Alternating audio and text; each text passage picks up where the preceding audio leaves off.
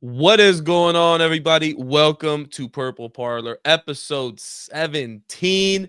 And we had yet another nail biter by the Minnesota Vikings coming out on top against the Arizona Cardinals. And you know we're about to get down to the details right after this. I say the same.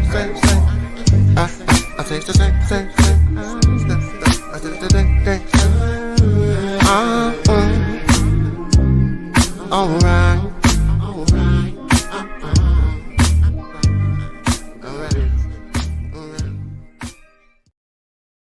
What is up? It is your boy SK with Realistic Randy Rap. This is the Purple Parlor, and the Minnesota Vikings are 10-2. Even after Randy almost jinxed us with his pick last week with picking the Cardinals, we even fought through adversity and came out on top. Man, how we feeling? How we feeling 10-2? I'm feeling 10-2.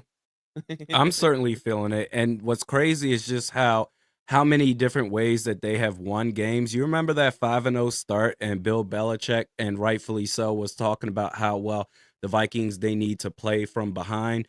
This team, they've won games this season, getting off to a hot start and holding on to a lead from start to finish. They have also demonstrated that they can come from behind and win games. And that game against the Cardinals yesterday, I mean, this is almost a new type of way of winning, where you lose in total yards, you lose in first downs. The Vikings only converted 1 third down the entire game and still came out with the victory. That they can do it in just the nastiest of ways. But guess what? They forced 2 turnovers. The Vikings, they won the turnover battle 2-1, and penalties. The Vikings, as much as we've talked about how penalties have been killing this team this season, they were the more disciplined team yesterday against the Arizona Cardinals. 3 penalties for the Vikings, 10 for the Cardinals, 96 yards. I mean, where it mattered most, the Vikings, they got the victories in those key departments. So 10-2, this team can win any fashion. It doesn't matter. Yeah, no, I agree, man. Let's go, man. 10-2, baby. I'm feeling like it, man. And this week is super exciting. We're gonna get into it. We know that. Before we go, man, before we get into it, let's holler at the chat real quick, man. We got Skull Mafia, man. What's good, man? We got Mary. How you doing, Queen Mary? We got Cantizo. Shout out to you, man. Appreciate you tapping in. Papa Gary, Mark Phil, what's good? De Niro, I see you. Two-Tone, what's good, man? Blunt, what's happening, man? We appreciate everybody tapping in tonight, man, for sure, man. Let's get into this show tonight, man. We got Kirk Cousins coming. I mean, we got a lot of exciting stuff coming, man. You know, that's what I'm focused on. You know what I'm saying? That's what I'm focused on. We're gonna try not to use all hour and a half on. Oh man, at least 50%. Yeah, at least 50% is going to it. We're gonna too much history. So we're gonna go in, but real quick, going back on this Cardinals game, Randy, mentioned some of the team stats on that, but if you're looking at the box score here, I mean, if you were to say, hey, Minnesota found a way to win this game, you'd probably get laughed out of the building. Total yards, 406 to Minnesota's 273. Passing yards, 250 to Vikings 205, which the majority of that came in the second half and primarily the fourth quarter in Sam Darnold, which we're definitely going to get into that. Rushing yards was a huge discrepancy. Arizona rushing for over 150 yards. Minnesota a lonely 68 yards on the ground, and a real rough day for Aaron Jones. Outside of that game, outside of that game-winning touchdown, he had a rough game. We're gonna talk a little bit of Aaron Jones as well. But first downs on the game, Arizona 25 to Minnesota's 19. Like Randy said, the third down efficiency was absolutely horrible. Arizona 5 for 13, which from your defense, that's a real solid performance, which it didn't seem like it. For a while there, it seemed like Arizona was just converting on every single third down. They were moving the ball at will, and then we'd kind of, tighten up once it got inside the 20-yard inside the 20-yard line in the red zone. But Minnesota 1 for 8 on third down. 1 for 1 on fourth down, which is nice. But total plays 51, Arizona 77. 5 sacks allowed, which, kind of a rough game for our offensive line too. We had a lot of people with with rough outings yesterday. Only 2 punts, believe it or not. Felt like, there might have been more there, but only 2 punts on the day. Again, like Randy said, the penalties were a big difference in this game. Arizona with 10 penalties for 96 yards. Minnesota, 3 penalties for 56 yards, and 2 of those came against Fabian Monroe, which for a minute I had no idea why he was in the game until I found out about Stephon Gilmore going out with a hamstring. And then the biggest discrepancy in this game, time of possession. Yeah. Arizona had the ball for more than 10 more minutes than the Minnesota Vikings did. But again, when you're a good team, and we're hearing this from maybe Packers fans, maybe some national pundits, to where they still don't believe in the Minnesota Vikings. They're a fraud. They're not contenders. Good teams find ways to win these types of games that they had no business winning. And this was one of those games. I mean, Randy was right last week. He had a fill-in, said, I think this is the one we're going to drop. Arizona.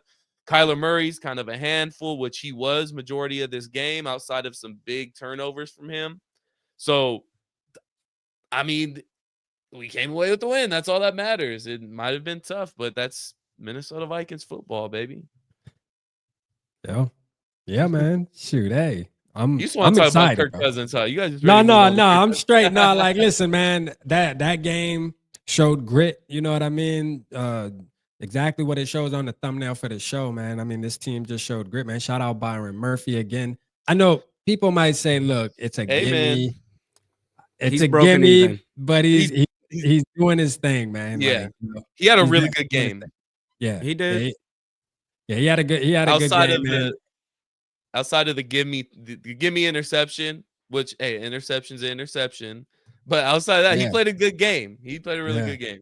I mean, look, I don't look at him as gimmies anymore, only because he's getting them often. So that just means he's where he's supposed to be, or he just has really good knowledge of where to be. Like, because I mean, them shits are falling right in his lap, bro. Like, and that I'm not gonna argue. If it was that easy, everybody would be doing this shit, right? Like, yeah.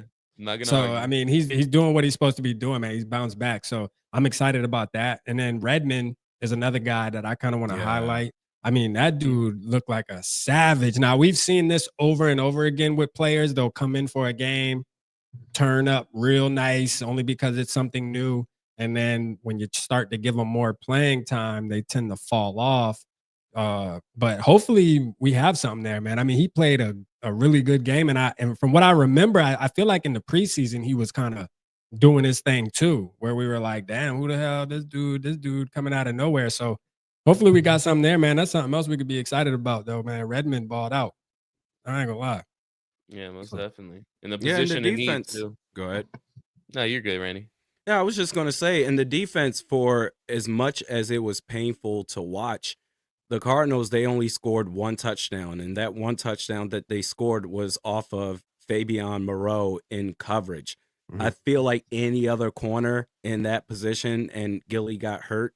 And honestly, before that touchdown he gave up, I feel like Moreau was pretty good. And then again, before that touchdown, the play before that, he gave up a pass interference. So that's when it just went. That was a phantom pass interference, though. Was that the one where it's just like, come on, like? No, that was the first one. The second one was okay. The first one, he played the ball really well, and they cheated him for that, man. That was I remember now.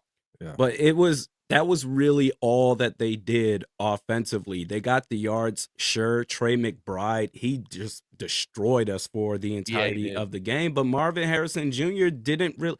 He had an okay game. They got him, I believe, at 60 yards for the day. 60 exactly. Yeah, on 12 targets.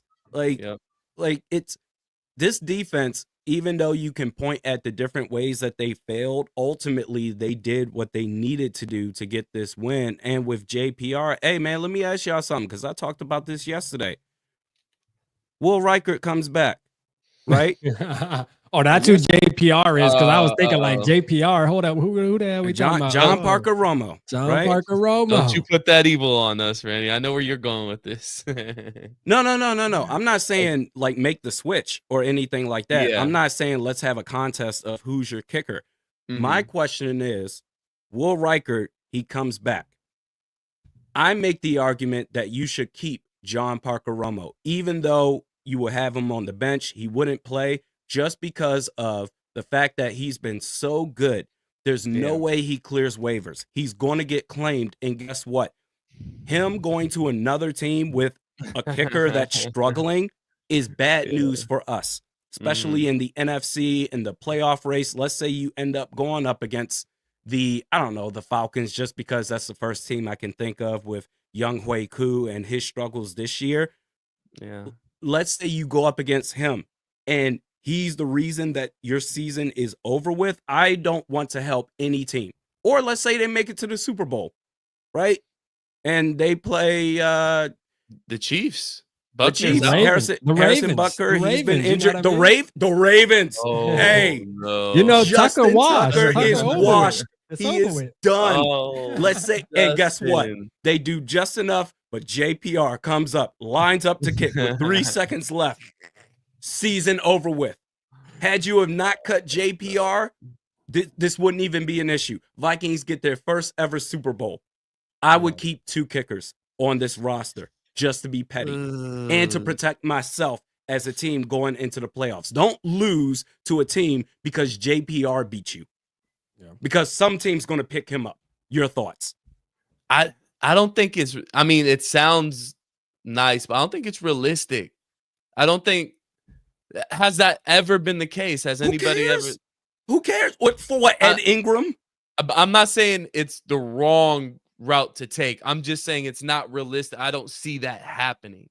Yeah. And with how this coaching staff moves, I feel like they wouldn't put Reichert out there. Look, they got 21 days, right? There's a 21-day period. So we got two more games. 2 more games that we can really kind of just give Reichert time to fully recover, which if he's 100% now and this coaching staff feels that he's 100% now, Reichert's our guy. There's no kicking battle or anything. But I don't see a team, especially a playoff team, that needs those roster spots, especially at the defensive back position with Gilmore going out. I don't think he's going to go on IR. They said it's not going to be long term. They said it's like I forgot what they called it, but it's not very serious hamstring. Yeah, it's like a mild hamstring or something. I just don't see that happening. I don't see that as a realistic situation where they're like, hey, we got to keep both kickers. Because that's one roster spot that we may need for a position of need. I'm just saying, for man. Dan Feeney, for Ed Ingram, who was a healthy scratch. He was a healthy scratch. Honestly, then I'll up the ante. Then Will Reichert, eventually they open up his practice window, but you know what? He's just not where we want him to be. He's on the active roster, but we want him to just gonna get a little bit more in shape, and then all of a sudden we get into the playoffs. We'll see you next year. I would do that. That might be a better option. I would probably agree with that one a little to more play the media. First one to just say, if he's absolutely not 100% after the 21 day, just go ahead and cut it for the season and just let John Parker Romo be the kicker for the remainder of the season, because that injury he's had, I mean, this is a reoccurring thing too. So this isn't something new. This is something that he dealt with in college as well. So there could be something there as far as like, is he really going to be able to come back and just be 100%? Is this thing going to pop up again in the middle of a game? Like we're in the middle, like I agree with you, Randy. We're in the middle of a playoff game. We need to kick the ball to win.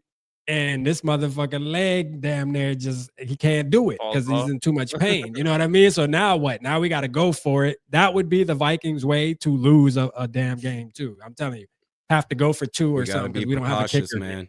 And then we get sacked or some shit. Like, that would be the way it would end. So, I mean, I get that. So if he's not healthy, I agree. Just keep John Parker Romo. I mean, he's hot right now. Ride the hot leg. Fuck it. Yeah, if he's not healthy, absolutely. What a problem to have, right? When have the Vikings ever had this type of problem? I mean, at the kicker position, which elite kicker do you want? I mean, fuck it. Give me either one. I don't care. The problem is that, it's a great problem to have, but knowing the Vikings will make the wrong choice, and then that kicker will end up fucking up at the end of the day, and we'll be like, God damn it, we should have took the other guy. Should have took the other guy. That's just how things go. Will Reichert would have never missed that kick. Motherfucker. But he did miss a kick yesterday. He did miss what was one. it? Was it 50 yards? It was like a 50. Like I think it was a 50 yarder. So, I mean, nobody's perfect, but I mean, going back to the God, I forgot his name already. Justin Tucker, man, washed. It's been all season like this He's for him. having the Bailey Crazy. effect, bro. I Yeah, thought Dan yeah, Bailey fell off, bro. He was like automatic, and then out of nowhere, and then he just never bounced back. You know what I yeah, mean? So and he's held the record for the greatest field goal percentage in NFL history. He's lost that now yeah, with by the his Bears guy, right? Santos or something. yeah, by Santos, believe it or Yeah. not. So, which is kind of crazy. But anyways, just real quick on the stat line. This is kind of a really weird, funky like stat that I just came across that I just discovered.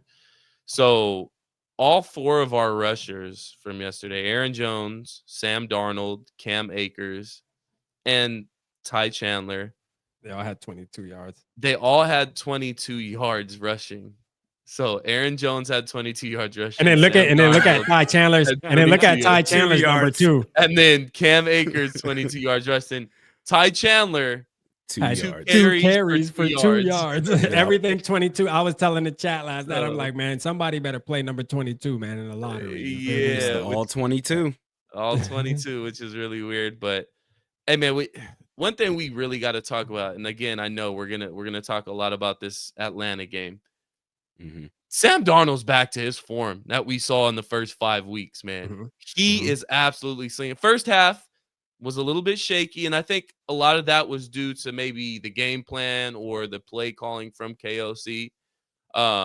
But outside of that, middle of the third quarter to the end of the game, when we absolutely needed it, and it seemed like this team turned it on, and Sam Darnold really turned it on when we went down by 13 points, and we drove right down the field. And then from there on out, Sam Darnold was just on a heater for the rest of the game. He was just absolutely ridiculous.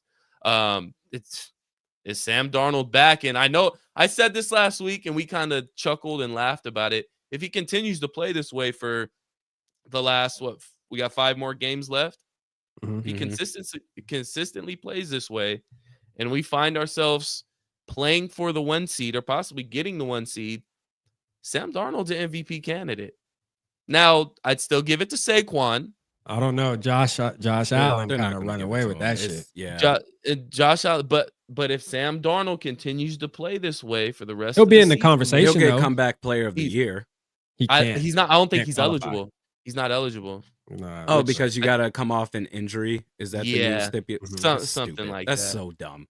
Something that is like dumb. that. They need to change the rules. A for backup sure. quarterback, one that's been considered a bust, and he's a starting quarterback, and Yeah. he has his team on the verge of possibly getting the number 1 seed in the NFC, and he Yeah. doesn't qualify for comeback player of the year. Yeah. Stupid. That is- What are we doing here? I agree. Yeah. So I mean, in your guys' eyes, is that same Sam Darnold back, or are we waiting on the next kind of hiccup from Go Sam ahead, Randy. Darnold? Last Go 3 ahead. games, no turnovers. Go ahead, Randy. I'm just taking it game by game. I've given up. I'm done trying to just say this is what's going to happen the rest of the year, because who knows? Sam may have another game. This is what's funny is the NFL doing content for the National Football League. It's such a week to week league where you win a game, this is the greatest team of all time. They lose the very next game. Oh my And you're God. like, fuck it. Fire everybody. Burn the house Everything down. sucks. So I'm tired of going up and down on this emotional roller coaster. I will say overall, though, he's having a hell of a year. He's balling out. This is his career best season. And I'm just going to take it game by game. I'm not going to fall into that trap. And I'm only speaking for me of saying, all right, Sam Darnold, we are so back. He is all the way back. And then what? Against the Atlanta Falcons of all teams, he Yeah. lays an egg. I'm not going to do that. Not Just yet. enjoy the ride. No, I'm with you. I do believe this is what I'll say. I'll say as the season progresses, like what I've noticed the past 3 games is something that's very important to his success, which something that I didn't agree with from the beginning of the season. I mean, even from the first 5 games, I don't give a damn, just going off of the fact that this is Sam Darnold. My expectations are low. What I will say in the last 3 games that he hasn't had a turnover, a lot of the reason why is because he's not now he's remember when we had the show probably a month ago where I said, listen, it's okay to throw the ball away, Sam, or it's okay to tuck and run it. You know what I mean? Like you don't have to always throw the football in the field of play. You don't have to, Sam. You know what I mean? Like that's not a rule. And one thing he's been doing that I've been noticing, he's been tucking it, running it, throwing it out of bounds if it's not there, not forcing it. And we got to probably give a lot of credit to TJ Hawkinson coming back because I feel like now that TJ Hawkinson is back in the flow of things, I feel like it's opening up something for him. And I was a doubter of that, right? Going into it. I was like, bro, I don't think Sam Darnold going to be able to use him. I don't think so. But I think TJ Hawkinson is opening up the field for him a little more where he feels comfortable with that option, as you can tell, because he throws to him on crucial downs and stuff in tight windows and stuff too. And TJ Hawkinson has earned his trust. So I think that plays a big part. It's just the fact that he's not trying to force things now. He had one bonehead throw yesterday. And I really don't want to bring it up because I don't want to be negative about him. He had a great game. But there was one throw where he almost got picked off. He was rolling out the pocket. He was trying to throw it away. It looks like he was trying to throw it down, but he threw it right to the defender. Yeah. And I'm like, and that was the only throw. Usually, Sam Darnold, I have 3 to 5 throws during the game where I'm like, why? Just why? Like, that's just the question I have is why. But yesterday, there was only one. He did that. And I said, why, Sam? Why throw that? And then he bounced back and stopped and didn't do it. So I'm going to say this game by game, but I do think we're seeing a difference here. I think it's a trend now. And I want to give credit to Josh McCown and Kevin O'Connell. I think those two together are really making him more and more comfortable. That Josh McCown, this just is credit to Kwesi and Kevin O'Connell on being intentional, bringing in Josh McCown. I'm telling you right now, they're comfortable, man. You can see he's always around him after every drive, in his ear. They're communicating. It's a good thing, man. We just got a good thing in the quarterback room right now. Yeah, and I'll say this about Josh McCown. Josh McCown's going to get some head coaching interviews this offseason. He's already had head coaching interviews with Houston. I believe there's another team that gave him an interview for the head coaching spot.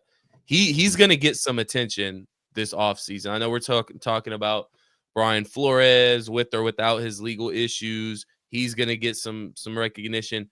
Josh McCown is definitely going to, especially if Sam Darnold goes to a team that's also looking for a new head coach. They're going to want to try and pair those guys up again. So I wouldn't be surprised if Josh McCown earns himself a head coaching position this offseason. Only thing is that there's not very many places that are kind of ideal to go to. The Bears. I could see him going to the Bears. I think the Bears are locked in on Detroit's offensive coordinator. And from the reports that came out last offseason is that he was eyeing the Bears as well. He wanted to go to the Bears. They ended up sticking with Eberflus, and we kind of all, seen what happened. So I think the Bears are dead set on getting Detroit's offensive coordinator, Ben Johnson. But, man, don't be surprised if Josh McCown – I wouldn't be surprised if Josh McCown got a head coaching position before Brian Flores. And that's not a hit at Brian Flores. That's just the legal situation that he's in with the NFL. There's going to be a lot of owners that's like, it's a little bit too much of a sticky situation. And then on top of that, I think Brian Flores is in the point of his coaching career that he's not just going to take any head coaching job. He's going to take a job that, okay, I can actually succeed here. I'm going to have the power that I want to. I'm going to be able to run my program the way I want to. And if that team isn't going to give him that opportunity, he said, you know what? I'll just stay here in Minnesota. I'll be the highest paid defensive coordinator in the league, more than likely. Yeah. And I'll just run another year with my guys until something good opens up. So I can see Josh McCown becoming a head coach before Brian Flores. Zoe has a good point. Cliff Kingsbury might go to the Bears. They saying that Ben said he don't want to. I could see Cliff with Caleb Williams. I could see that. I could definitely see that too. I know polls came out. I think it was yesterday saying that it was either yesterday or maybe it was right after they fired and he had his press conference to explain. He said he wants to make sure he gets somebody that's a leader of men. Now that's cliche. Obviously, every GM's gonna want that. You know what I mean? Of course you want that. You thought that was what Eberflus was. You just found out the hard way. But Yeah, I mean, I know it's going to be an offensive-minded Yeah. guy, kinda going with the vibes like Kevin O'Connell. That's just the trend, man, you know what I mean? There's certain rosters that are built for a defensive-minded coach, and there's certain rosters that are built for an offensive-minded coach, and when you got the Yeah. Bears with a rookie quarterback in Caleb Williams, that he's been showing that he has potential, there's talent Yeah. there. You wanna get a guy that can really lock in with him, so they're definitely Yeah. going on the offensive side of the ball, I agree. For sure. Yeah. But So man, F the Bears, man. You know what I mean? one other thing I wanted to point out. Let's There you go, I like go. that. One thing I wanted to kinda, bring up too regarding Sam Darnold, when we did need it, and there was 2 huge possessions in this game where we needed touchdowns. There was Mhm. no ifs, ands, or buts about it. We needed a touchdown, and obviously that was the last possession of the game. The game-winning touchdown to Aaron Jones, and then the one late in the 3rd quarter after Arizona went up 13. So, just to show you I know we talk about, oh, well, we're not seeing enough Justin Jefferson early on. I completely agree with that. But when it's crunch time and we need something, it's not just about Justin Jefferson. Look at the receivers that Sam Darnold is getting the ball to. Now, the 3rd quarter, Arizona just scores that touchdown to Marvin Harrison, goes up 19-6 at the time. Next possession for the Vikings, Sam Darnold to Jalen Naylor for 18 yards. After that, Cam Akers ran for 18 yards off the edge. Next 3 plays, Justin Jefferson for 15 yards, Justin Jefferson for 4 yards, TJ Hawkinson for 11 yards, and then the Johnny Mutt touchdown where he's wide open in the corner. Then the 4th quarter game-winning drive from Sam Darnold. First play of that possession, 6-yard pass to Justin Jefferson, 26 yards to Jordan Addison, Cam Akers 5 yards, incomplete to Jefferson, Jefferson for 12 yards, TJ Hawkinson on the target, but it was a pass interference. It brought us in the red zone. Jordan Addison for 8 yards, and then the check down to Aaron Jones for the touchdown. So I just wanted to bring that up, showing that, hey, he's getting the balls to our biggest playmakers and the biggest points of these football games. I understand it's frustrating when we're not seeing the 140-yard games from Justin Jefferson like we were in years prior, but he's spreading the ball around. Let me see how many different receivers caught passes yesterday. I know we had a good amount of people. I mean, I think pretty 7. much everybody that Was was it out there. 7 7. different receivers? Yeah. Mhm. So he's spreading the ball around extremely well. Sam is in the zone right now. Yeah. Now let's hope he can, keep doing what he's doing. Yeah. And sky's the limit if he can. Now, the downside that we kind of got to talk about here is Aaron Jones, man. He has been somewhat of a disappointment this year. He has his moments, but he's been somewhat of a disappointment this year, mainly because he can't hold on to the freaking ball. So I feel like we have an Aaron Jones problem. I want to see a little bit more of Cam Akers. Every time Cam Akers gets the ball, good things seem to happen. He just seems like he has a little more spark, a little more juice when he runs. What do you guys think? I think Cam Akers should be the starting running back until Aaron Jones can prove that he's ready to reclaim his spot at the RB1 position, because Yeah. he's had, by my count, 3 games where he fumbled the ball on the opening possession, and you can just see it in Yep. his face how he's just sulking and just doesn't have it in him. I'm like, yo, what I saw from Aaron Jones with the Green Bay Packers was an elite running back that, in the case of last year, he just dealt with injury problems.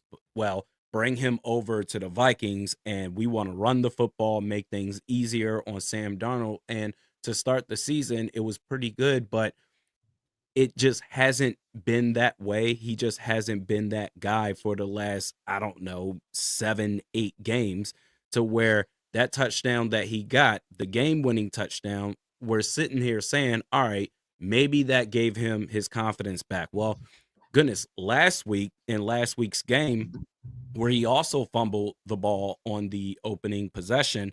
And what game was that against? That was against the Chicago Bears. And Yep. he ended up in that game with over 100 yards on the ground, 106 to be exact, and a touchdown. I said the same thing. Okay, I know that Aaron Jones has been going through it, but this game, this is going to get him right back on track. And then we follow that up with the Arizona game, the game yesterday, and he fumbled again twice. the first two possessions in that game. Luckily, the first one was recovered by the Vikings, and then the second one was recovered by the Cardinals. For me, he's just too much of a risk. I'm not sure what's going on with him. We're talking about just holding on to the football, for Christ's sake, to where I'm like, all right, yo, something's going on with you. You figure it out. When you get better, then we'll give you that opportunity again to be the starter. But from this point moving forward, you're the RB2. Cam Akers is the guy. Yeah, I don't think KOC is going to do that. He should. I get it, but he won't do that because I think he just has so much respect for Aaron Jones. But if you do notice, he does hold the players accountable. So because after that fumble, we didn't see Aaron Jones for a minute. Right? He was sitting over there on the bench pouting or whatever. I mean, not pouting in a way, but like he was upset with himself, right? And we said that's when we were able to see more work from Cam Akers. So it's not like Aaron Jones had the fumble and then KOC's like, oh, fuck it, just get back out there. And then you kind of see what happened too when he got the touchdown. You can tell he was talking to him and stuff, doing his famous ear to the fucking mouth, you know what I'm saying? And probably telling him how much he appreciates him and he has confidence in him and he did his thing and all this, which I get, man, because he's such a players type coach. So I don't see it changing. I think going into this week right here, Aaron Jones is still going to be RB1. He's going to give him an opportunity to bounce back. Now, if he fumbles again, though, in this game, bruh, like, I mean, I agree with you, Randy. It's probably already enough. Like, in my opinion, I think I've already seen enough, but I'm just trying to speak from what I believe in Kevin O'Connell's way of approaching things. I just don't think it's going to happen just because, I mean, we saw what the fuck happened 2020. What was that, 2022? Or was it 2023 with all the fucking fumbles, right? Like, it didn't matter. It didn't matter. He still was letting guys letting guys play. You know what I'm saying? Like, it didn't matter. KLC needs to get that stick out again, man. Yeah, but he made Ed Ingram a healthy scratch. So he's shown that, know what, in some ways he's able to say, all right, we can't deal with the nice guy. We can do the nice guy act for so long, but at a certain point, the best players have to play. And with Aaron Jones, we're at the point now where every time he makes contact with the ball, whether it's a handoff or he catches it, I'm just holding my breath saying, oh my God, just don't let the ball hit the ground. And that's a terrible spot to be in when it comes to talking about your starting running back. And that's where we are right now. I think you have to make the switch now. I think at the end of the season, I think when it's all said and done, we'll sit back and reflect on this season and we'll have our show about it and we'll be able to reflect on what happened. And I think there'll be more positive to speak about Aaron Jones than the fumble. I know right now it's crucial because, we're getting into the thick of things, but I mean, we got to remember just a month ago, we were having shows where we were saying, yo, this offense doesn't run without 33 back there, bro. Yeah. You know what I mean? Yeah. Like this, I mean, there was a point in time where when he got injured, we were like, yo, this shit look horrible, man. Hurry up, Aaron Jones, and get back. So, I mean, it's definitely a roller coaster ride. I think at the end of it all, though, we'll sit back and appreciate what he brought to the table. But yes, that doesn't take away from the fact that there is a glaring issue right now with the Minnesota Vikings running game and Aaron Jones fumbling that rock. And I'm perfectly fine if we were to go into Sunday and say, Aaron Jones, relax, we're putting Cam Akers in. I would be 100% behind that decision. Facts. I mean, at this point, this offense runs through Sam Darnold at this point in time. He took the reins for sure. He's like, that's my team, motherfucker. He's taking the reins for sure. One thing that we can spend 5 minutes on this, and this happened over the week, obviously, since last Monday, and we spoke on it, and we did it. We signed Daniel Jones to the practice squad. How are we feeling about that? Now, Daniel signed. We all understand Daniel Jones is not there to challenge Sam Darnold for the starting position. He's not there to challenge Mullins for quarterback 2, in my opinion. Now, are we all on board with us going out there, signing Danny Dimes, and him possibly, I don't think this is how it's going to happen, but possibly being J.J. McCarthy's backup next season? That's not going to happen, I don't think. Daniel Jones will get starting quarterback opportunities next year. This is a former 6th overall pick. How many times have we seen quarterbacks? I mean, Geno Smith, Sam Darnold right now. no one's going to give up on a former 6th overall pick that soon. I think Daniel Jones understands that he needs to get himself back to what he was when he got drafted, or why the Giants selected him that high in the first place, saying that I can be that guy again. And this is the official quarterback school of the National Football League. That is the Minnesota Vikings, that he needs to just work in the shadows, go from the noisy media that is New York to Minnesota, where it's nice and quiet, and he can just focus on his game. So that way he can be better prepared, best prepared moving forward 2025 and beyond as a starting quarterback. There is no way in hell this is a master plan for him to be the JJ McCarthy backup. That is, unless Daniel Jones is willing to forfeit starting quarterback money out of the goodness of his heart. I think he's thinking long term for the future of his career. In Minnesota, that's the best place for him to resurrect his career. Yeah, no, I'm behind that. I think this is now I'll say this, and this pains me to say because everybody knows how I feel about JJ McCarthy and what I want and what I expect, right? And the expectations are all the way to fuck up there when you're talking about number 9. And I will say this, if the offseason comes around, Daniel Jones is obviously going to be on the roster. JJ McCarthy hasn't checked all the boxes off that KOC expected. And that could be also due to the injury. Maybe he's not moving the same, this, that, and the third. And we're in a position, because I do believe that Kwesi and KOC have PTSD from last year when it came to the quarterback carousel. You can see, because the moves they're making now, they're very intentional, like I always say, which I like. I agree. I like that calculated type shit. And I'll say this, they're not going to go in the next season with JJ McCarthy and then Brett Rippon and some other motherfucker, Nick Mullins, even though that's your boy SK. But I just don't see the Vikings doing that. So but I will say, when it comes to Daniel Jones, I think this was the best situation for him, because he can learn, and other teams value Kevin O'Connell's face card when it comes to quarterback development. So I said this before, even if he's not going to step on the field, but the curiosity is going to kill the cat. Other teams are going to say, I wonder how much he learned in that 3 months or 4 months that he was with Kevin O'Connell. I wonder how much he's been able to develop at practice. You know what? Fuck it. We'll give you $30 million. You know what I mean? Like, we're not going to give you the 40. I don't know about 30. I don't know about 30. Did you think he was going to get 40?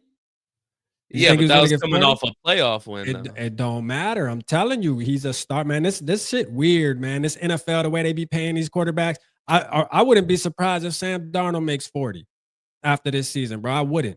Well, I don't think he is, but I wouldn't be surprised. Somebody will give Sam Darnold. Somebody will give Daniel Jones a 1-year, $25 million deal to what prove Baker himself. I think. Yeah, because I think it would be like a Baker deal. Like what I think Baker got like 27 or some shit. And then he got a 3-year deal. And now he got a bigger deal for like 30 plus for 3 years. But it's a no-lose situation here for the Minnesota Vikings. Right. I mean, worst case scenario, he leaves and you get a compensatory pick back. I mean, that's the worst case. I don't see any worse. But I wouldn't be mad with keeping him, though. I wouldn't either. I just don't see it happening. Yeah, it depends on the price. Let me ask y'all this real quick. This is crazy, because this was interesting. Let's say the season is back to square one, and we're in the off season right now. And you don't know Sam Darnold's playing like he's playing now, but you have Sam Darnold or Daniel Jones. Now, don't think about what's happening now, obviously, because we're doing our thing. But which one would you have took if you had the choice of those two at the beginning of 2024? I probably would take Sam Darnold, because I wasn't expecting us to be this good. It was kind of just hey, if we might get a high draft pick this year. We might get another. They was roasting me, man. I was Jones gang, bro. I ain't gonna lie. Like if it was both, both, and I didn't know about right now. That's the thing. It's hard to kind of get your mind off of what's happening right now. But if it was just a clean slate and they said, hey, Vikings fans, you can either have Sam Darnold going into 2024 or you can have Daniel Jones. Which one you taking? I was gonna take Jones. I would take Sam Darnold. And this isn't even being a prisoner of the moment. I think y'all just thinking. No, not even, because I was roasting Daniel Jones for 2 years. I'm like, this is a bad quarterback. He's awful. I would rather take the risk of going through door number 2, the unknown of Sam Darnold, who was just with the 49ers and now coming over to the Minnesota Vikings, KOC. I'm going to take my chances that something could be there because I know nothing's there with Daniel Jones. I would have even Sam with Darnold. KOC though. You don't think anything's there with Daniel Jones? I don't know. I think KOC has proven enough that he can turn a motherfucker into something. I ain't gonna lie. You're being slick right now. The question was at the beginning of 2024. But you got to consider that. And Daniel Jones, any quarterback under KOC will be the best version of himself. I do believe that. However, I still would have taken Sam Darnold. And thankfully, we don't have to be in that position where we have to even think about this in 2025 because we have JJ McCarthy, so it's one of those, all right, it's fun to think about, but thankfully we don't have to actually really consider it. Yeah. I just wanted to throw it out there. It was fun to get off track a little bit. Yeah. I mean, it was fun. They were roasting me because I said Daniel Jones. I'm standing on that. You feel me? I don't give a damn what y'all talking about. It feels good. You got to think of it as a man. Even if it's the fat, ugly girl, she still likes you. She wants to be with you instead of being with the other guy over there. So you still got to feel good a little bit, even though she's. Now we got both of them motherfuckers. Who would have thought a QB room where Daniel Jones and Darnold are the best QB room? Hey, man. This is what we do. We're torta lovers, man. I'm telling you, man. Let's get it, man. We got fucking Daniel Jones and Sam Darnold, bro. Danny Dimes and Sammy Dimes. Now that I'm actually sitting back and thinking about it and reflecting on what's actually going on right now, this shit is somewhat amazing, man. We're 10-2 with these motherfuckers. Like, obviously, Danny Dimes didn't play a part in that, but still, it's just kind of weird. Yeah, but the moment we've all been waiting for since the schedule came out in May, it is officially Kirko week. Let's go. Kirko Chain's coming back to US Bank Stadium. I'm sure you guys know who I'm referring to. Kirk Cousins coming off a 4 interception performance. Probably one of the worst. Let's go. DJ Randy over there. My boy got his board up, man. Let's get it. Oh, that was Randy. That was me. Yeah, Randy got his board up, man. DJ Randy. Hey, that shit is fun as hell to use. I'm glad he's using it. That was probably the worst performance I've seen Kirk Cousins have as a professional quarterback in this league that I can remember. If you were able to watch that game or just see highlights of the game last week between Atlanta and who did they play? Chargers, yeah. It was so bad for Kirk. Oh my God. Like, it was, the arm strength isn't there. Statue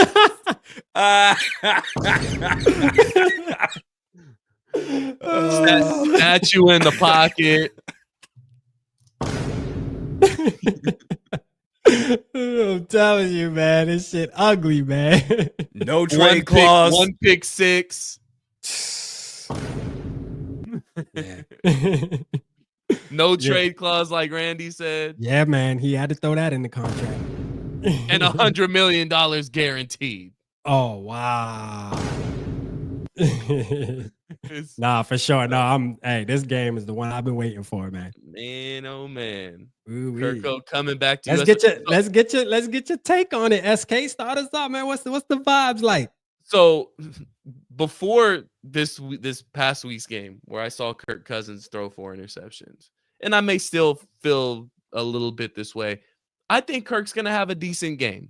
Now, I think we still get after him. I think we still get pressure in his face. We're going to, I'd say, expect 3 to 4, maybe more sacks from this defense because best believe Brian Flores is going to scheme up some pressure and he's going to bring that heat. Knowing we're going after a quarterback, which for the past 2 weeks, who did we play before the Bears? What was it? Was it the Colts? Did we play the Jags? The Jags. 2 weeks before the Bears? Yeah, 2 weeks was the Jags. The past 2 weeks, we've been going up against these little kind of squirrely, quarterbacks. Well, Levis too. Levis can move. So past 3 weeks, we've been going up against quarterbacks that can move around and that can run, and we're chasing around in that pocket. Not this week. we're going up against a statue in the pocket, more of a statue than what we saw here in Minnesota with Kirk He's always Cousins. been a statue. Stop. No, He's it's always been a worse. statue. It's But he's worse, always bruh. he might It's be worse, but worse. he's just been a worse statue. It's That's it. He's always been a statue. But we also gotta remember, before he got that he was running a little bit more for Man, us before he listen, got this is that the thing. Achilles.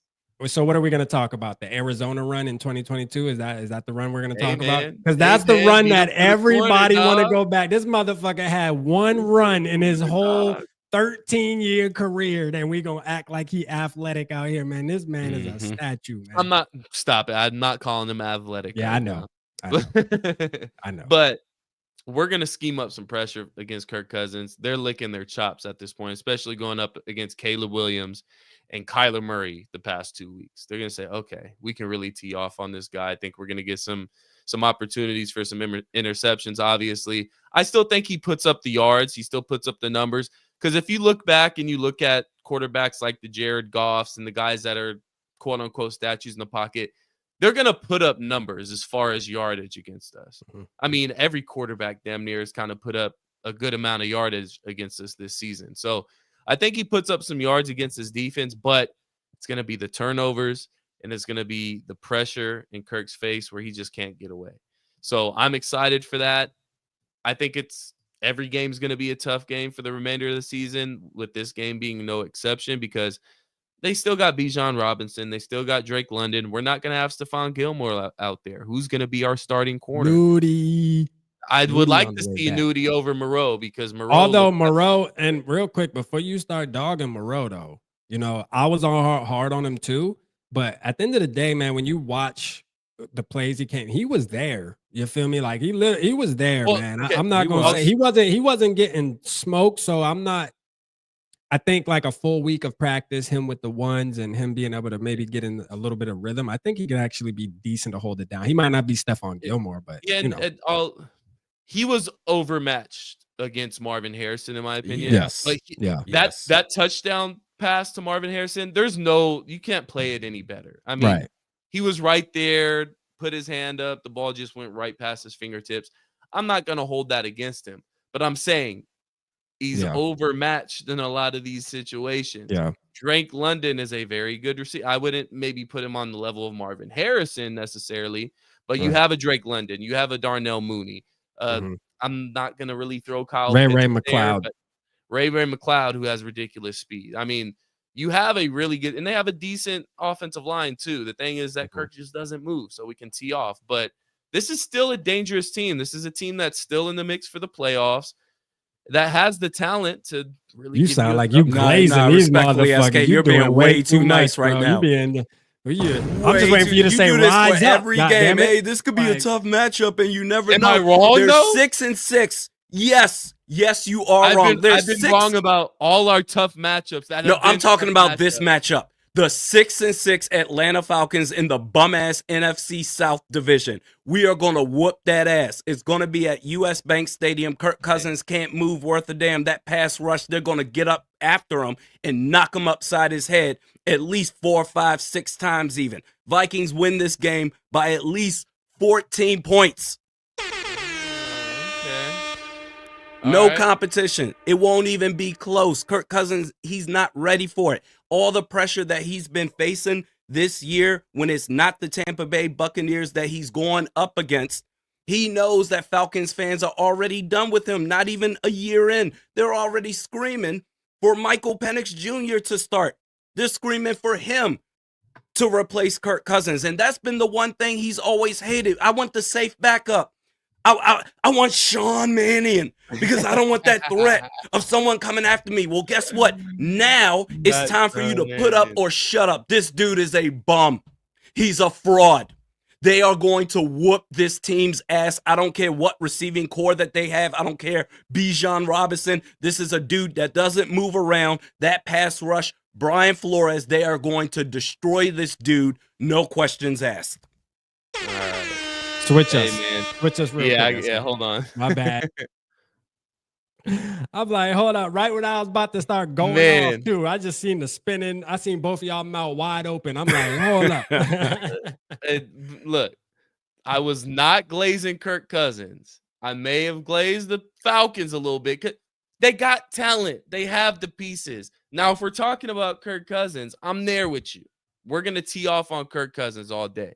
Yeah. But I'm saying, we teeing off all with week. How our run defense was looking last week against the Cardinals, you're going up against a guy in Bijan Robinson who is dangerous. I'll play devil's advocate here. All right. We gave up over 150 yards last week on the ground.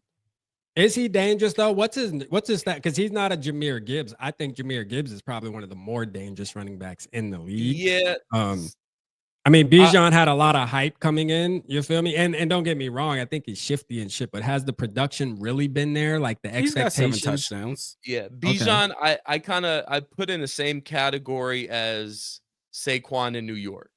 To where hold up. It's just I think defenses are keying on them so much that they're not able to get off like they should. Now you see Saquon with a team that has other weapons, that has a decent quarterback, to where he can expose those matchups to where a defense isn't just keying on Saquon Barkley. So now Drake London, not a Marvin Harrison type of receiver, really good receiver though. Darnell Mooney can beat you over the top. Ray McLeod's got that speed.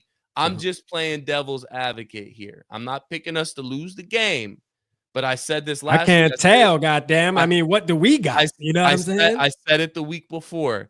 There is not an easy win or an easy victory or an easy game for the rest of the season for the Minnesota Vikings. Every game is going to present its own challenge. Except this one.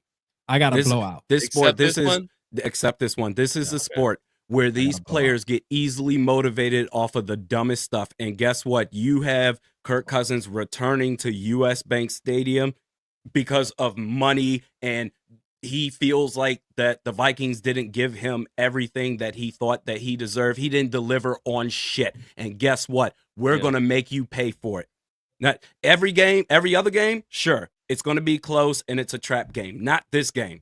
This is a celebration in the waiting. Get the champagne ready. We're going to pop it and beat the brakes off of this team. And Kirk Cousins, there's going to be more conversation on, should we roll with Michael Penix Jr.? Because now that we're 6-7, the NFC South division is slipping away from us. We got to do something. We're clearly not going to get it with this guy, Kirk Cousins. I think the defense is going to play with so much. Let's go, man. I think the defense is going to play with so much intensity during this game, just based off of the drama around it. And I said this before too, is I believe Kevin O'Connell going to take this shit personal. You got to think about it. Kirk Cousins straight up stabbed us in the damn back, bruh. Like, if you really think about it from a business level, you could do it, say what you want, but this is the truth. The reports were the Vikings offered him something, right? Yeah. He told us, and he probably told KOC and everybody else, he wants to retire Viking. He loved the city, this, that, and the third. The Falcons waved a check in front of his face, and he said, you know what? Fuck y'all, Minnesota. I'm going where the bag at. Now, there's other things that play a part, I'm sure, where we talked about with his wife being from there and all that. But why lie? Why lie? Why act like you want to be a Viking for the remainder of your career and you love this organization and you really want to win a Super Bowl here? That's some fake ass shit. I don't care. And I'm sure Kevin O'Connell was probably looking forward to going into what would have been year 3 with Kirk Cousins and building. Because I feel like Kevin O'Connell's the type of guy where he wanted to keep that going because they were starting to get, you know what I mean? They were building a relate. You could tell when the press conference he had. I mean, he looked like he damn near wanted to cry. You know what I mean? So I mean, Kirk, KOC has a lot of love for Kirk Cousins. There's nothing we could do. That man had his jersey hanging in his fucking office. And Kirk Cousins just straight up just said, "Hey, it's a business, man. Fuck your feelings." So I say that to say, not only is Kevin O'Connell really being able to say fuck you right now because we're 10-2 with the Sam Darnold, and Sam Darnold's playing at an elite level, and a lot of that is put on KOC making that happen. But now we get to play against Kirk Cousins, and you get to look at him across from the sideline and say, this could have been you. You know what I'm saying? This could have been you tonight. You see my boy number 14 balling. We're 10-2, y'all 500. Let's get it, man. And the problem is, no, it couldn't. It could never be that way. with It Kirk wouldn't have been Cousins on right. this You're right. team. 2022. Thanks like, for sure, correcting me. Thanks they for won- correcting me. They won 13 games, sure, and we saw how they did it. This is different. Now, Yeah. Kirk Cousins, you're gone. We are so much better without you than you were when you were here with us. Peace. Yeah. Get out. And we're about to whoop your ass on the way. Yeah, and just for comparison on look, and we're not going to compare quarterback to quarterback. Well, it's Kirko week. We're comparing all fucking week. This is what we're doing this week. Yeah. And we're going to do it after the game for probably 3 or 4 days as well. Right. But just this season, Kirk Cousins has a 91.8 passer rating, 72.4 PFF grade, 17 touchdowns, 13 interceptions. Sam Darnold, 102.5 passer rating, 83.1 PFF grade, 23 touchdowns, and 10 interceptions, essentially being better in every single category over Kirk Cousins. I think Kirk Cousins has more yards, but he had that big inflated 500-yard game against the Tampa Bay Buccaneers. Hang the banner. Hey, man, this game right here, when this game ends and it finishes and it's over, this is the end of it. This is it. We're not going to rehash the Kirk Cousins bullshit. This is the final stake in the heart. So that's why we're going hard this week. Back and forth. Yeah. So this is a civil war between some Vikings fans when it shouldn't be a civil war, because we got phonies out there that are just riding and dying for Kirk Cousins. Look, like I said, I'll be the devil's advocate and I'll give Kirk Cousins credit here and there, but you will never, ever find me riding for Kirk Cousins like you see some of these dick riders out here riding for Kirk, the Kirk jerkers, as we used to call them. Jerkers, the Kirk jerkers out here who are still talking about Kirk Cousins. Well, That's this is crazy. your week to do it. This is your week to do it. Go ahead, pop back on Twitter. If you deactivated your account, this is the time to get back on and really stick it to the other Vikings fans and tell them how much we needed Kirk Cousins back as our quarterback. And that, hey, good quarterbacks have bad games sometimes. Good quarterbacks throw 4 interceptions sometimes. Elite quarterbacks throw 4 interceptions sometimes. So this is your week to do so. It's a civil war when it shouldn't be a civil war. But I'm here. I'm not a Kirk jerker, guys. I promise you. I promise you I'm not a Kirk jerker. I'm just playing devil's advocate. It's fuck Kirk. It's fuck the Falcons. And hey, I want us to go out there and whoop their ass. I want us to go out there and win by 65 points. By all means, do it. But I know the Vikings. And it's going to be a tough, drawn-out, drama-filled game. Because what else would it be for the Vikings if it's not drama-filled? It's gonna. I get you. But can we at least agree that this could possibly be like a Texans 2.0? I'll at least say that. I think this could be like a Texans 2.0. I'm not saying maybe not a huge blowout, but a dominant win. You know what I mean? I could see a blowout. I'm not saying it's not possible. I could see a blowout happening, especially with Kirk not being able to move in the pocket. I mean, we are. I don't know if we're the most blitz team or the most blitzing team, blitzing defense in the NFL. I know we're towards the top. So we're sending that pressure, and there's nothing that Kirk's going to be able to do about it. They're going to either have to max protect, or their offensive line is going to have the game of the season for them to be able to put up, a good amount of points on us. So I'm excited. This is going to be the most exciting game as far as the fan base being involved. The crowd noise is going to be crazy.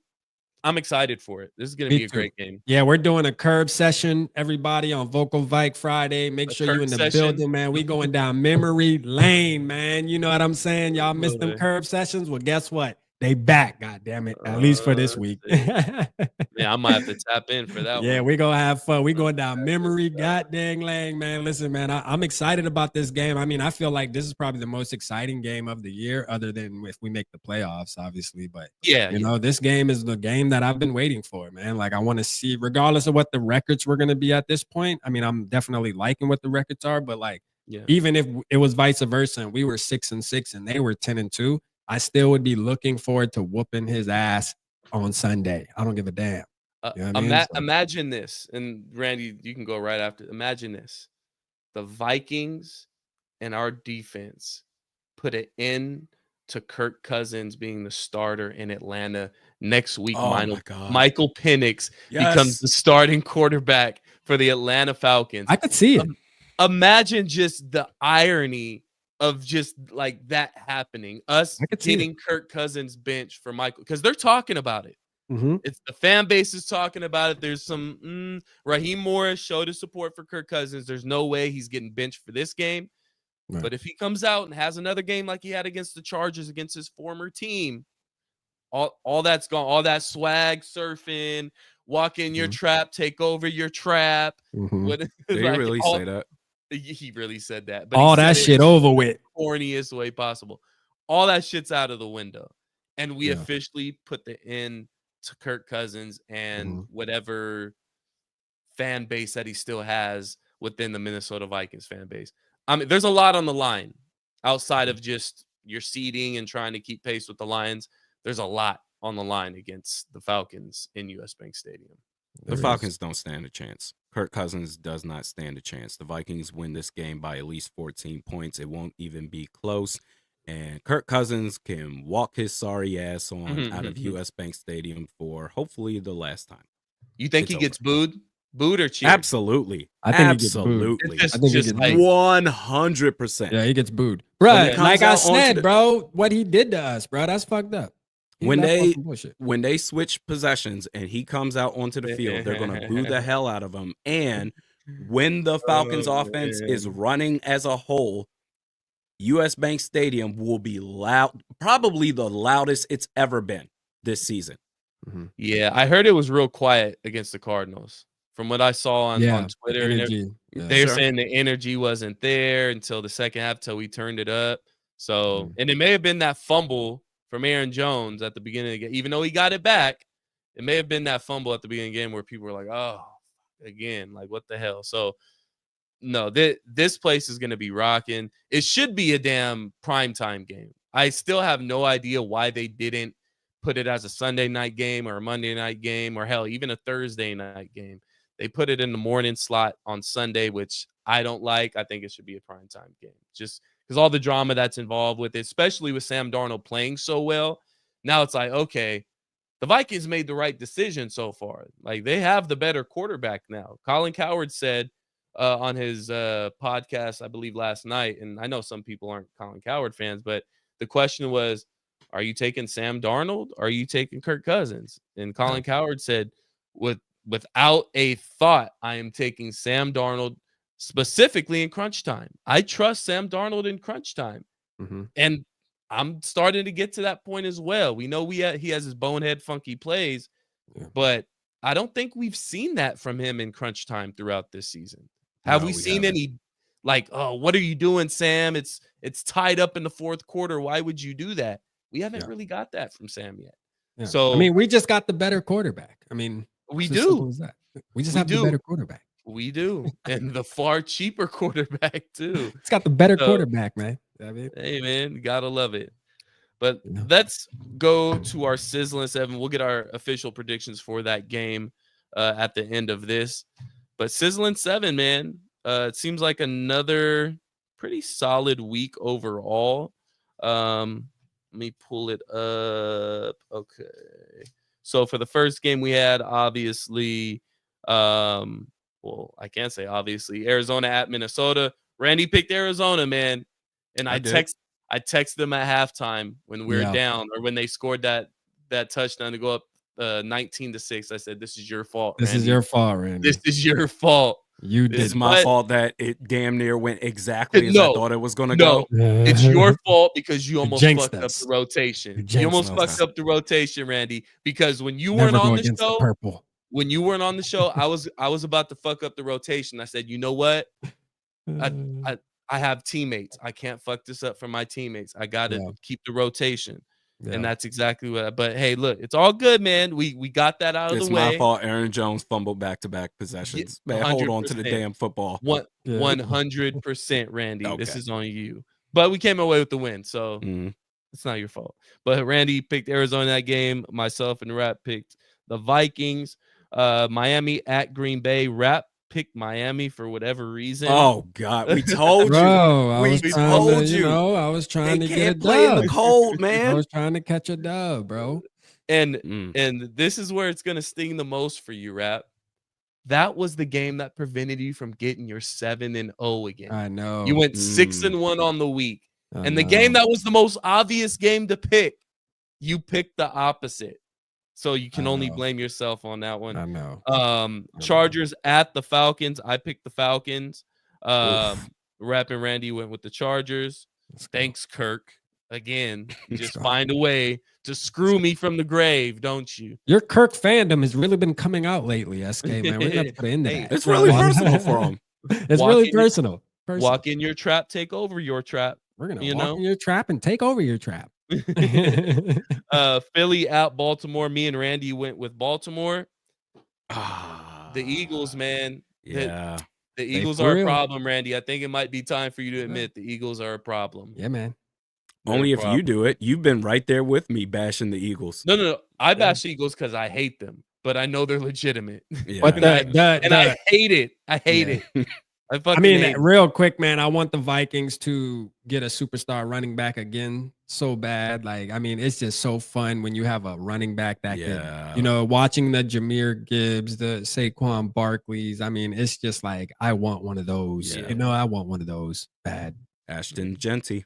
It would make a huge difference. Or that boy from Iowa. Like that. And just think about it. That would make Justin Jefferson and Jordan Addison that much better. Yep. Like literally. So, yeah. So next game was Pittsburgh at Cincinnati. Randy was the only one to go to Cincinnati. Me and Rap went with Pittsburgh. And then obviously that was a good game. We almost all lost. And look, we need to touch on this game because this is fucking ridiculous. Chicago at Detroit on Thanksgiving. Oh, God. Dude. Yes. You got to be fucking kidding me, bro. Dude. One timeout left. You complete a pass with what, 32 It was like 31 seconds left. Something like that. Like you don't even snap the ball with 15 seconds. You let it run out, sit there. You have a chance at a field goal in the first place there. No, they got sacked. My bad. It was a sack that brought them to 30 seconds. And instead of calling the timeout, they tried to rush up to the line of scrimmage, which it wasn't very urgent. Right. And just decided to chuck it downfield with time expiring. And Detroit came away with the win, finding a way to win this lucky-ass game. Kind of what the Chiefs have been doing the past couple weeks, which that was another game on Black Friday where the Raiders, I had no idea what the Raiders were doing. But snapped the ball early, ended up being a fumble, and the Chiefs won. But come on, Bears. Come on, dog. I stood up on my feet dog. As the Bears were marching up the field. And this is what makes it even worse, is that they started that drive like inside their own 5-yard line. And I thought at that moment that it was over with, but they moved the ball up the field, and I stood up and said, oh my God, we've got a chance here. Worst case scenario, they're going to hit the field goal and this goes into overtime, but maybe they can win this game. And you felt that gap between the Vikings and the Lions shortening to a whole, a half game.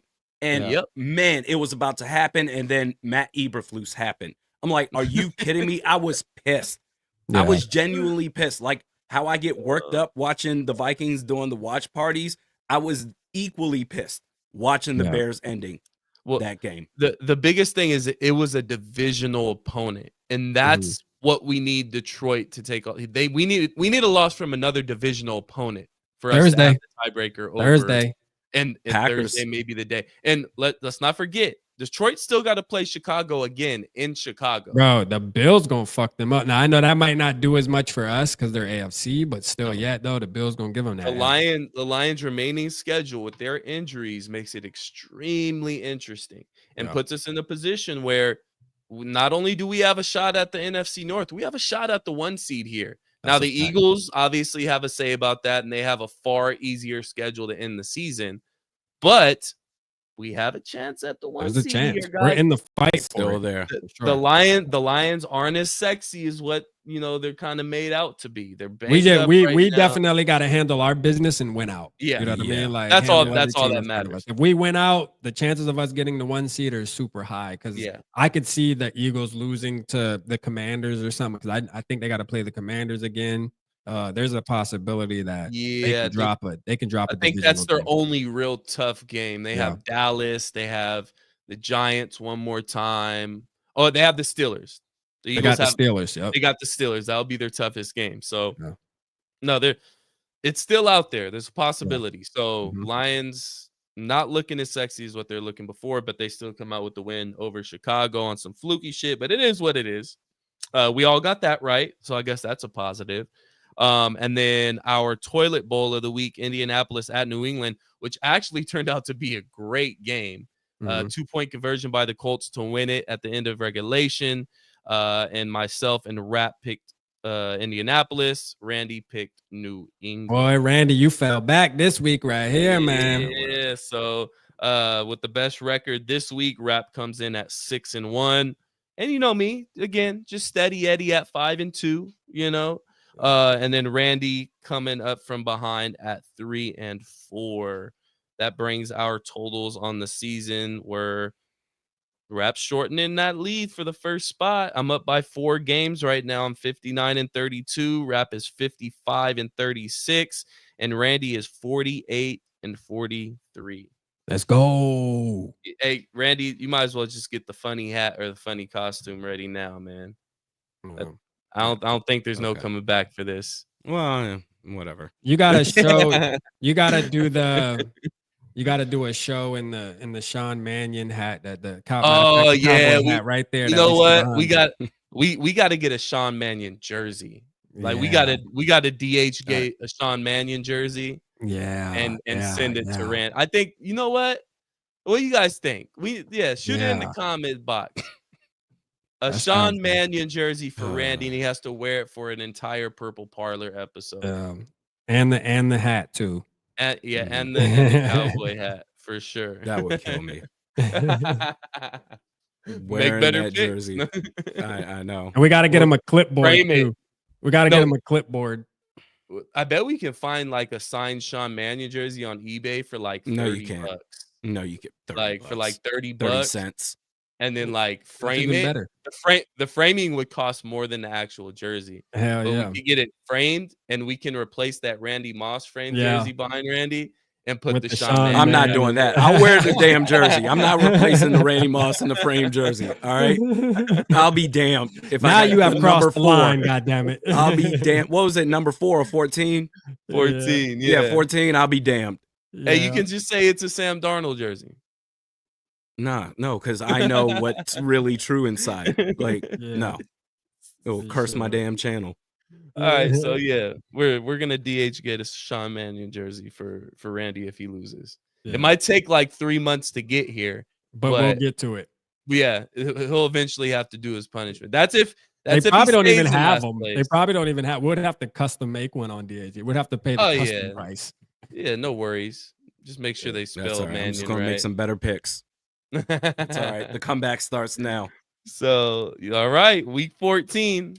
Hey, it's fantasy playoffs now, so this is time to turn it on. So, first game on the docket, and again, we got a couple kind of ugly ones here, but they're both divisional games, and they're both difficult to pick. I'd rather choose games that are like, okay, either team can win, than it be a really good team and a shitty team. So, deal with it, guys. First game. Cleveland at Pittsburgh. Remember, Cleveland beat Pittsburgh.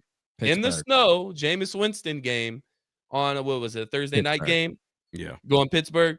I think we're all going Pittsburgh, right? Yeah, Steelers. Oh yeah, and it might be ugly too.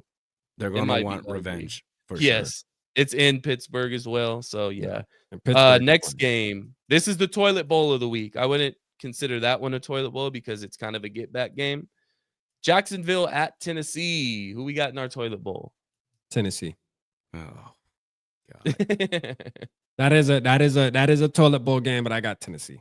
I got Tennessee as well. I'm going 7-0 this week, bro. I'm dead ass serious. Y'all hear the tone of my voice. Oh, look, he's back. He's back. His confidence is he got a 6-1. He's back. So Is it in Tennessee? It's in Tennessee.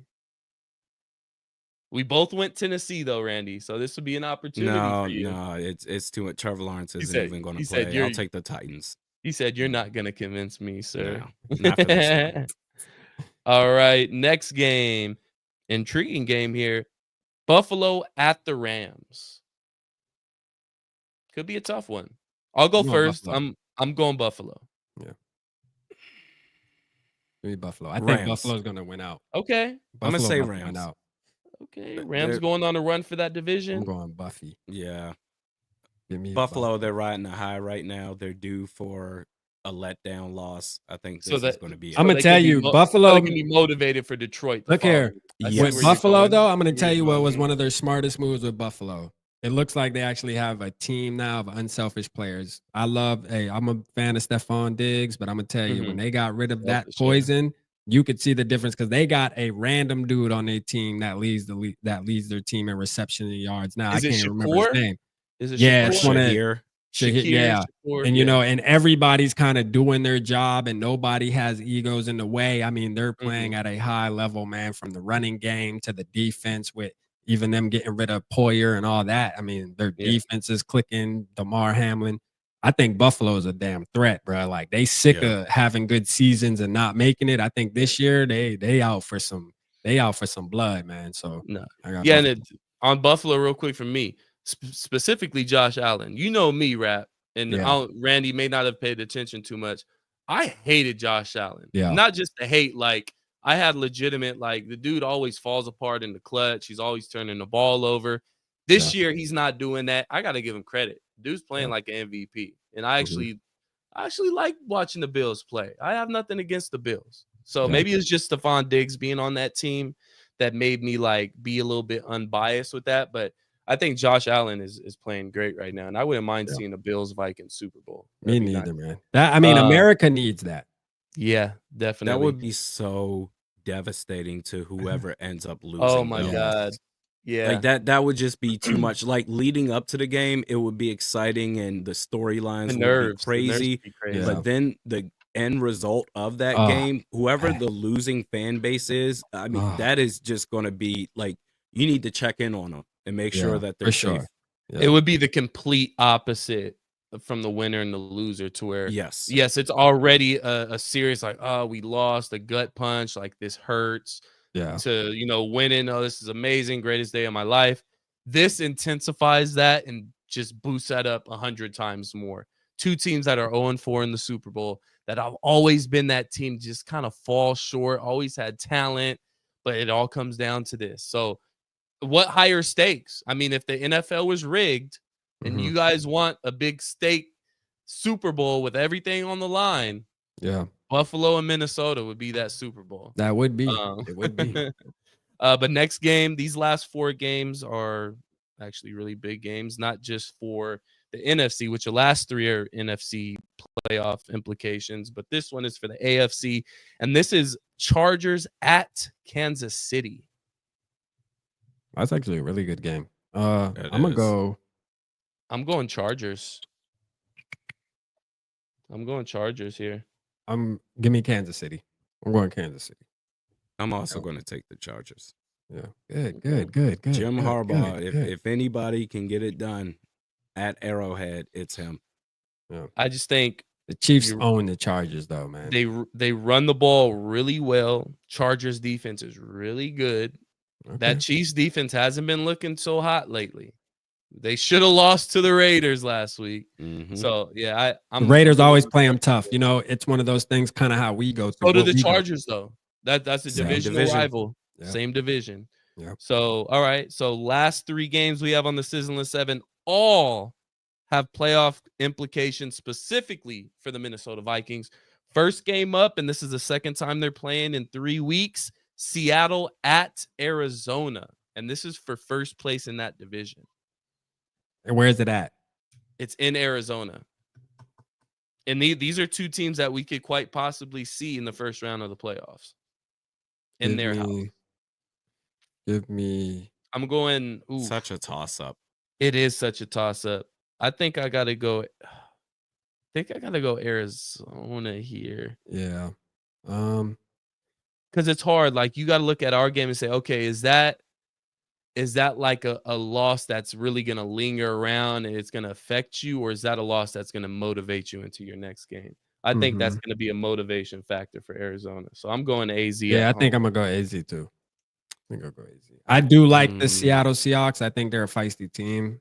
They're just inconsistent. I'm They're not so up looking. and I'm down. not looking forward to playing them. I think that's where I'm going to probably break the curse. Where I'm gonna say I probably might go with them. It just depends on how they play these next 2 weeks. But give me Arizona for this one. Give me Okay. Arizona. Here's your chance, Randy. I'm gonna take Seattle just because the Okay. last 4 games, Kyler Murray hasn't been great. 2 Mm-hmm. touchdowns total to 3 interceptions. Maybe what we saw yesterday, where they barely was able to get a touchdown off based off of the coverage with Fabian Moreau, where outside of that he wasn't really doing much. Maybe that's just what he is for the rest of the year, or certainly in a funk right now. Seattle, of course, they're in a funk as well. But I'm gonna take Geno Smith and the Okay. Seahawks. Okay. I'm mad at it. I like. That I think the that game's Seahawks a are good. toss up though. Like Yeah. that It could go is. either way. Yeah, it's a coin Either way flip. on that one. Next game, huge implications for the Minnesota Vikings here.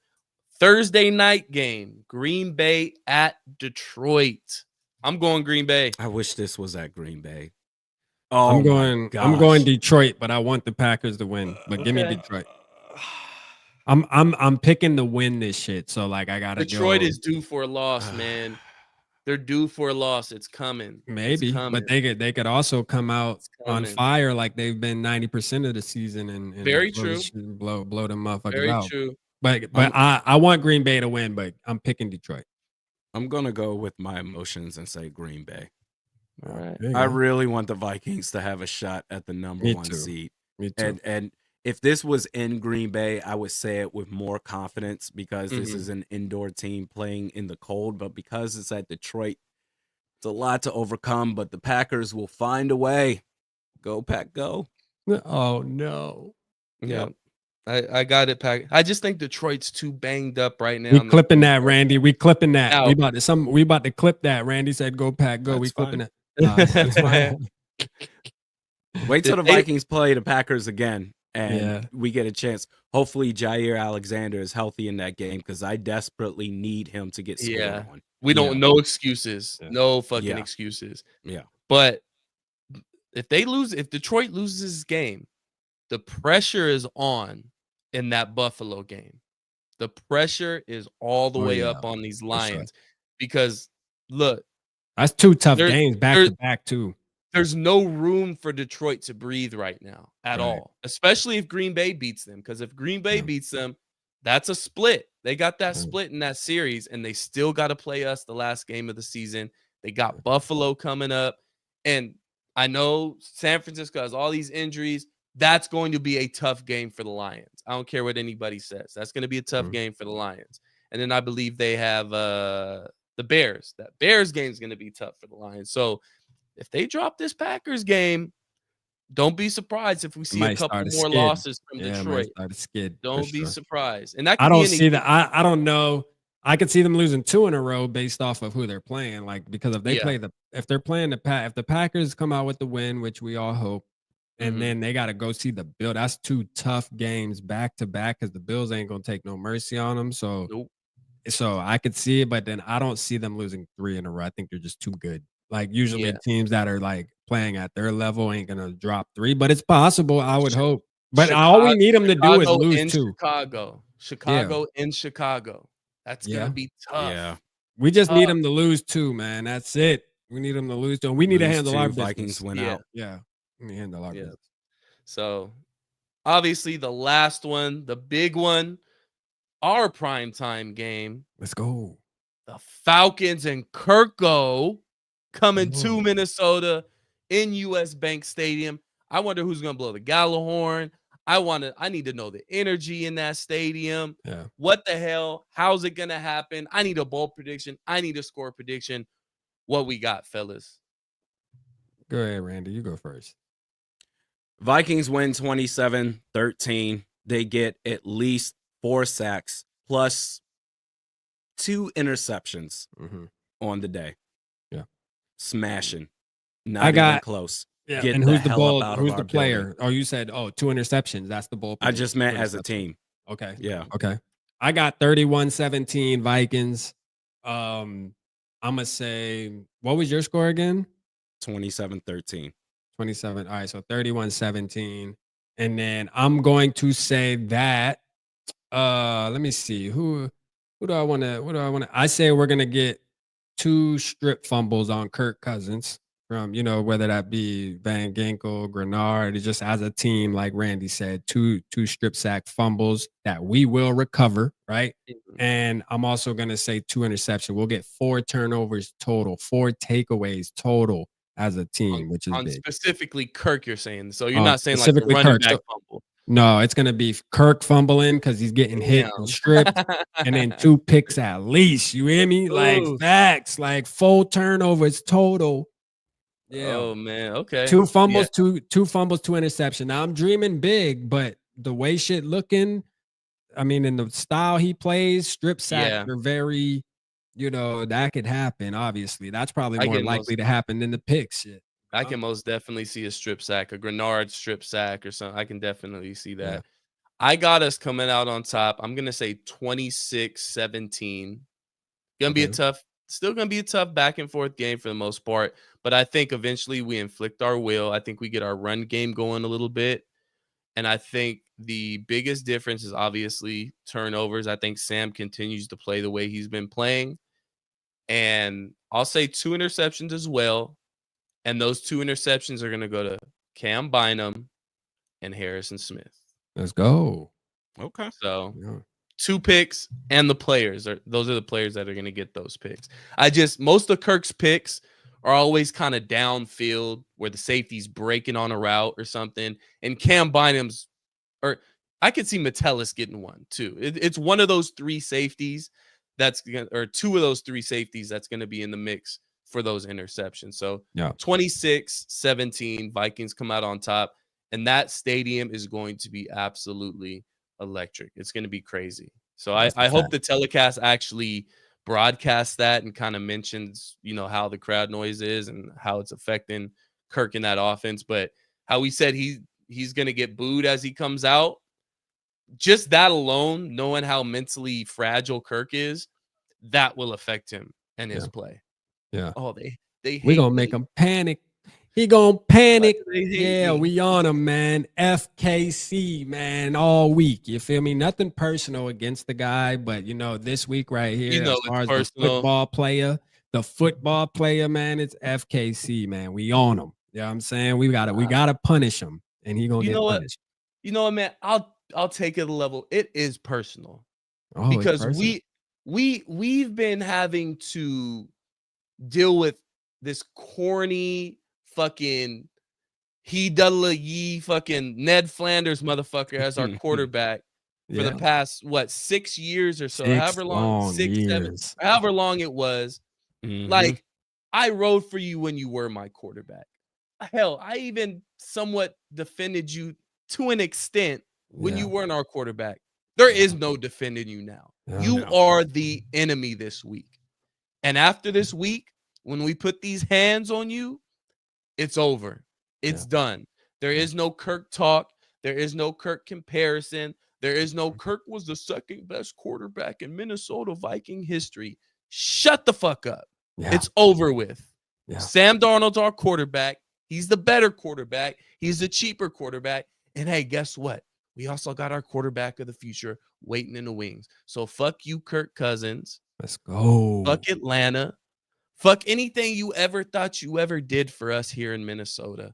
It's fuck Kirk Cousins all week. And after that, I'll tip my cap to you and I'll say, good luck. But it's still, fuck you, Kirk Cousins. Hit the button, man. Let's go. Yeah. Purple gang time to shine, baby. Let's go. We're waiting for this all year. He's thinking about this game right now. Probably can't sleep at night. Yeah, he's panicking. Oh, gosh, darn it. Jiminy Jillikers. I got to go back to Minnesota and hopefully they're not mean to me. You think they're going to hate me? Yeah. We gonna hate How you, many man. Come fricks on. are we getting? The over under is 3.5 fricks are we getting? The over under is 3.5 fricks. How many fricks are we getting from Kirk We're this gonna game? get a lot because you know they And probably are gonna over. have them mic'd up too during that game. Yeah, Probably, they you know are. they're probably gonna have them mic'd up. They won't release it though. They won't release it because No, they They won't. won't release killing it. that They shit. Yeah. I just want Yeah. this to be over. I mean, we're clearly better off without him. And as you mentioned, Absolutely. SK, this season with Sam Darnold, we have the better quarterback, and we've moved on with having JJ McCarthy the following year and years beyond that. Kirk Cousins is a thing of the past, and I'm so ready to move on from it. I hopefully that this can conclude with the Vikings absolutely kicking his and his team's ass in the Me too. process. Yeah. We're bigger, brighter future. We're already there. It has to happen, like SK mentioned earlier. This has to be the game where we make them make the decision to bench Kirk Cousins after this game. The fan base Yeah. goes crazy. Mhm. They just can't take anymore. Raheem Morris comes on his press conference like midweek next Wednesday and says, "We're making a quarterback change. We're going with the rookie." Yeah. That would be amazing. Imagine having a $50 million backup Oof. Ugh. with no trade clause either. Let that sink in. And if we're being real, this year for Sam Darnold, I don't think Kirk has ever had this good of a year with the Vikings. Yeah. I think Sam Darnold is having a better year his first year with the team and first and only year with the team than Kirk has ever had with the Minnesota Vikings. Shameless plug, man. I released a video on my page today and I went and I got a bunch of Falcons fans reactions and their tweets and their YouTube comments. And I just kind of put it all together in a video and reacted. And it's hilarious to see how Atlanta Falcons fans really feel about Kirk Cousins. The vibes have changed. All right. When they first signed him, Vikings fans were delusional. They don't know what they're doing. Kirk's finally on a real team with weapons. How do you feel now? Well, if you want to know how they feel, go watch the video. You'll see these motherfuckers hate Kirk Cousins, but they sound just like me when he was on our team. You know what I mean? So it's kind of nice to sit back and enjoy the show now, man. I'll do one more prediction. Yeah. When we pick off Kirk Cousins, preferably Cam Beasley, we do the swag surf in the end zone. We're gonna do the swag surf as a defense. So I'm gonna call out that celebration too. Hey, that'll be fire. Disrespectful. Or the dirty bird. Or the dirty bird. We're doing the swag surf, and we're doing the dirty bird. So yeah. So, but all right, that's our Sizzling 7, guys. Anything you want to leave the people with before we get out of here? Big week, big week, man. For the Falcons. This is light work. It's the Falcons. They stink. They need it more than us too. They do need a win more than us. Absolutely. They're 6-6 and somehow possibly having a chance to win in the NFC South division. They need this win more than we do. And this is light work. It's Kirk Cousins. We ain't scared. We ain't worried about it. Come into our stadium, get your ass kicked, and leave. Bye now. I feel the same way. I second in your trap. And take over your trap. Psych. We about to whoop your ass, Kirk Cousins, man. Everybody be cranked up. The mask are coming off on Sunday. We're going to see who's really Vikings fans and who's really Kirk fans. You know what I mean? We're going to be able to separate them this time. So, hey, please do. I'm looking forward to it, man. Let's go. I might have to do a Pat McAfee standing up watch party for this. Yeah, game. you need to set this. You need set this watch party up a little different. This has to be, you know what I mean? This has to be something special. You need some room to run around. Which all your watch parties are special. So if anybody, I'm sure most people that's in the chat are there anyways. But if you're not, make sure you tapping in, man. My boy be going hard on them watch parties, man. For sure. Appreciate it. So, hey, man, it's fuck the Falcons week. Fuck Kirk Cousins week. FTF. Let's go. Let's put the pause on them. Let's put the pause on them. So let's get it done, guys. And let's move to 11-2. Never thought I'd say it this season. But, hey, we're here, baby, and we're headed to the playoffs. So I'm excited. Big game. Let's put it on them. It is your boy SK, Realistic Randy, Rap. This is the Purple Parlor. Make sure to hit that subscribe button on YouTube as well. And shit, we might have hit our goal. So after this show, We're going to tap back. If we hit our goal, man, we got something to celebrate next week outside of us whooping the Falcons' ass and Kirk Cousins' ass. So that's going to be fun. Make sure to follow us on Spotify as well. We got a good portion of downloads last week. So keep it up, guys. We appreciate the support on Spotify as well. But again, thank each and every one of you for tapping in, the Purple Gang. If you ain't in the Purple Gang and you're tapping in, well, you're in the Purple Gang now. So go ahead, come in the comments. Talk your shit. Make sure you go and follow Rap's page, Vocal Vike, Realistic Randy on YouTube, and Purple and Scold as well. That's my channel on YouTube. So hit those subscribe buttons, man. Again, appreciate each and every one of you. This is the Purple Parlor, SK, Realistic Randy Rap. Until next time, until we shout out 11 and 2, peace. Skull Vikes. I say the same. I say the same.